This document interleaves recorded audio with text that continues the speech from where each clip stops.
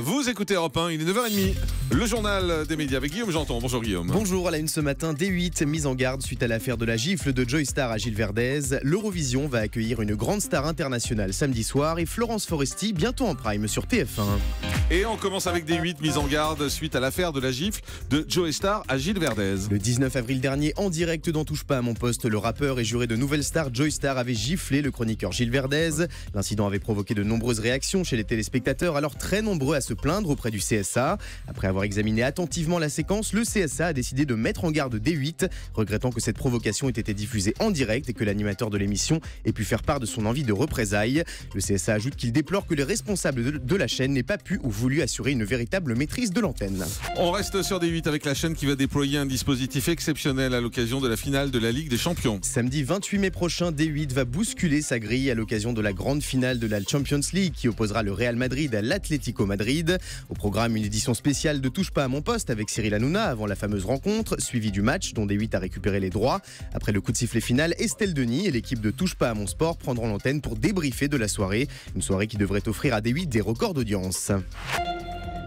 Et puis pour la première fois, l'Eurovision va inviter une star internationale à se produire en hors compétition samedi soir. Et cette star, c'est Justin Timberlake. À l'occasion de son grand retour après 3 ans d'absence, celui qu'on surnomme JT se produira lors de l'entracte de la finale de l'Eurovision samedi soir à Stockholm. Et il interprétera son tout dernier tube, Can't Stop the Feeling.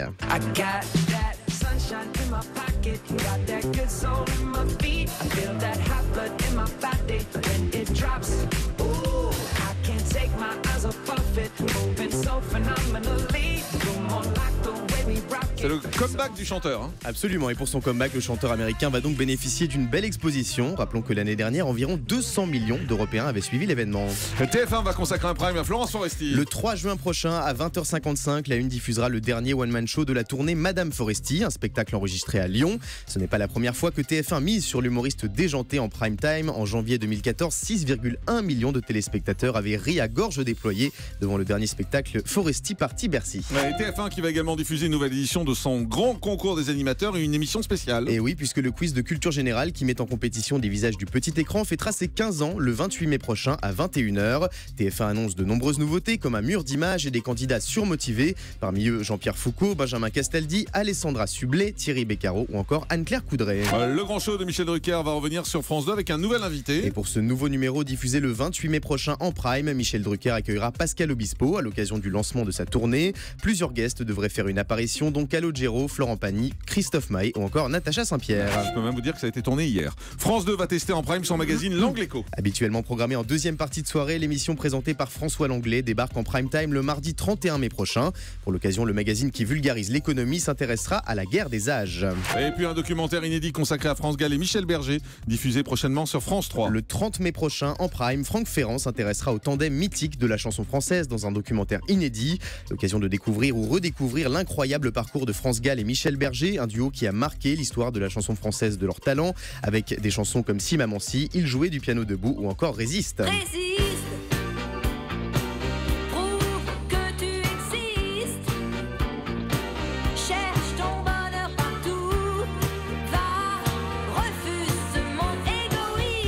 On les connaît par cœur, celle-là aussi, Ah, chanson de France Gall. Ouais.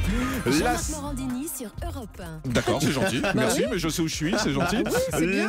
La célèbre série d'animation Il était une fois la vie va de temps en temps, il me l'envoie pour me rappeler que je suis sur Europe 1 quand je me pose la question. La célèbre série d'animation Il était une fois la vie va renaître sur France 4. La série française diffusée sur France 3 dans les années 80 proposait aux enfants de découvrir le corps humain avec un ton léger. Procidis, la société qui produit cette série, a annoncé qu'elle restaurait actuellement Il était une fois la vie, un travail de longue haleine qui devrait aboutir fin juin. Cette nouvelle version du programme court devrait arriver en 2017 sur France 4.